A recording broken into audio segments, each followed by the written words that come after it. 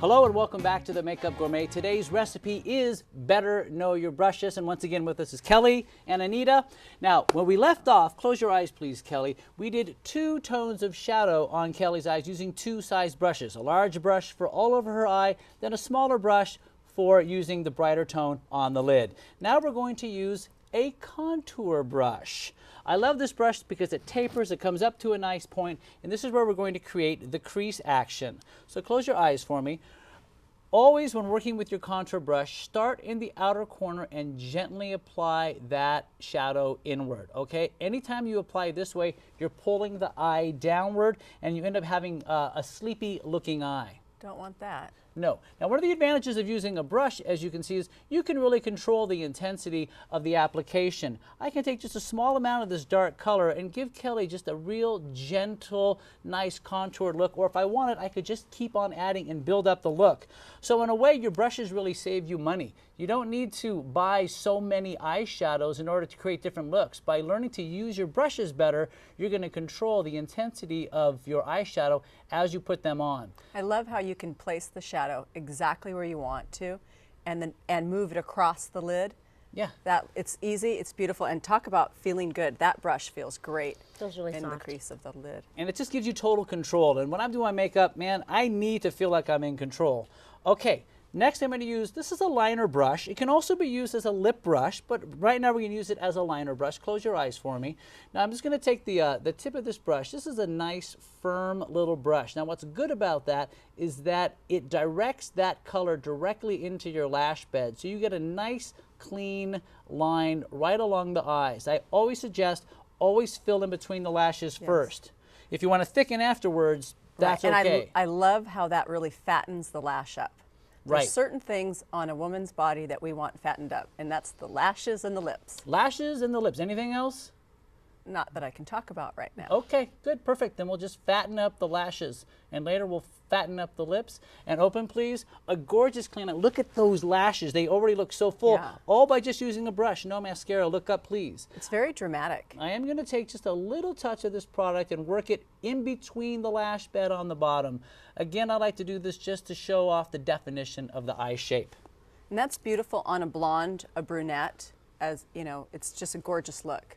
All right, so now I'm going to go straight to the lips. Now, really, when you're doing your lips, there is no brush to apply a lip line, but I do suggest that you use a lip pencil. So I'm going to gently blend into Kelly's lips the pencil just to show off the shape of her lips a little bit more, give it a little more definition. But once you have that liner in place, that's when you can employ the use of your brush. Now, you notice I kind of feather this on. I'm not a hard line maker when I'm putting on the liner because I want it to go on, well, smooth.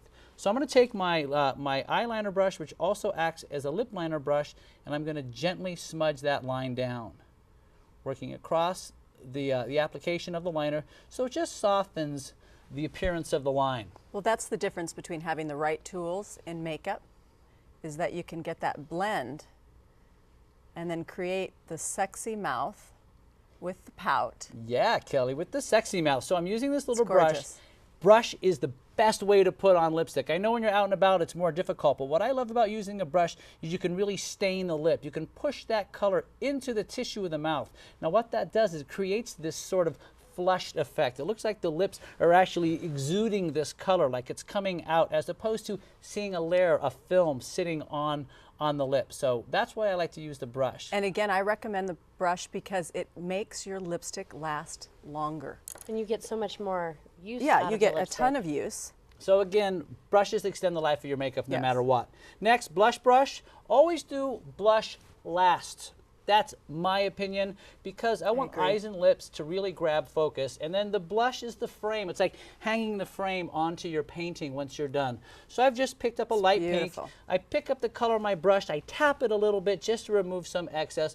Remember, when you're doing your makeup, always be adding, okay? Now, oh mon Dieu, she looks beautiful every single time we do her makeup. And before. All right, so one thing I like to do when I'm done doing all the makeup is I like to use a little bit of concealer. Look up, please, just under the eye. I use this now instead of earlier because most likely little bits of makeup have fallen down, right? Right. So what I do is a nice little feathery technique, and this really creates a virtual airbrush look on the under eye area. You know, less is more in concealer and foundation. And, you know, if you use too much, you get that buildup. So the key, if you don't know how much to use also, is to use your brushes. It really helps you control what you're applying. So look at this. I've taken a little bit of the concealer and I'm edging her lip line too. That way you get that perfect look on your lips. So boom, it's beautiful. Beautiful makeup with beautiful brushes. But eeks, look at my brushes. They're a mess. So I want to share with you quickly how to care for your brushes, because your brushes need to last a long, long time. You spend good money on them, That's so right. I definitely want you to take care of them. I have the Makeup Gourmet Spray Cleaner Quick Dry. Now this is what you want to use every single day. What I'm going to do is I'm going to spray the tissue this way, all right? Spray the tissue, not the brush. Then take your brush and work it across the tissue. What that's going to do is going to remove all the excess makeup. It's also going to sanitize the brush, okay? It's going to take out all the bacteria. This way it comes out clean and it's ready to use again.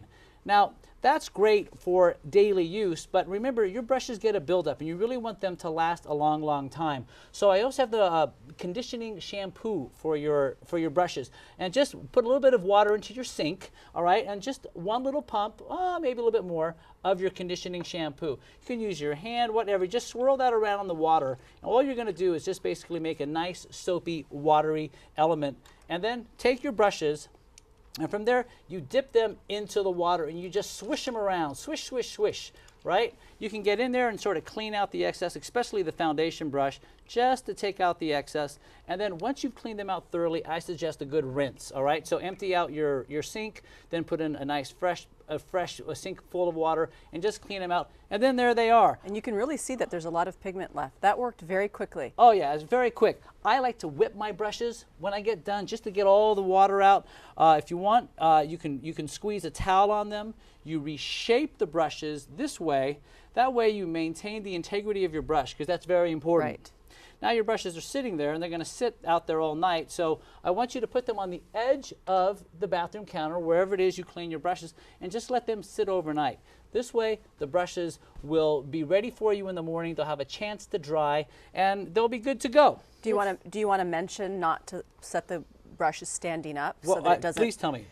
So on most brushes, you know, it's ferruled here, and you Yes. don't want to put a wet brush standing up because the happens? water goes and drips there. So you definitely want to give them the laying down position to allow the water to drip out and not into the ferrule. That's just going to what, eat up the glue and make the it just- brushes it loose? It just doesn't Yes. last as long. And also, it's important to really have the correct cleanser, because there are too many out there that strip the brush hairs and they're like natural hair, so you have to protect them. Just like the hair on your head. All right, that's it for today with the Makeup Gourmet. You've got to better know your brushes. When we come back, we're going to go meet our brand of the day. So we'll see you in a moment.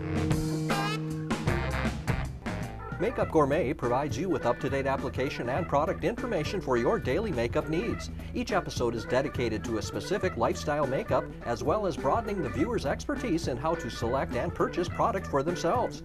Makeup Gourmet welcomes your comments, suggestions, and questions.